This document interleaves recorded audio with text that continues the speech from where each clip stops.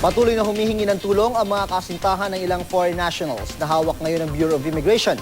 Anila, illegal detention daw ang nangyayari. May ulat on the spot si Steve Dailisan, exclusive. Steve?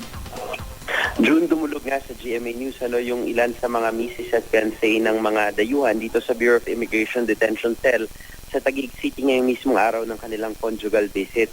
Magkakaiba ng kaso umano yung ibinibintang sa kanilang mga asawa pero lahat sila ay sinisigaw ang anila illegal detention. Sa kaso halimbawa ng fiancé ni Jervin Payot, una umunang inakusahan ng fake passport ang Greek national na si Nikolaos Panadoui. Sa pamamagitan ng kanilang abogado, hiningan daw sila ng 2 million pesos. Napapayag pa raw sila hanggang 4 million pesos June, pero di na raw nila kinaya nung umabot sa 9 million pesos yung idinedemand na halaga sa kanila. Kapalit ng naturang halaga yung kanyang paglaya. Idinulog na raw nila ito sa DOJ.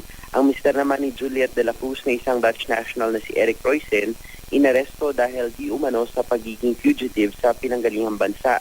Hindi man lang daw nagkaroon ng pagkakataon na mabigyan ng custodial hearing.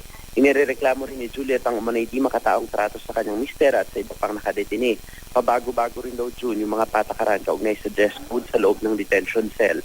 Ang misis naman ng US citizen na si Lance Lomeco na 5 buwan ang nakadetine, nakapagyansa na raw sa kasong credit card fraud na isinampa sa kanya.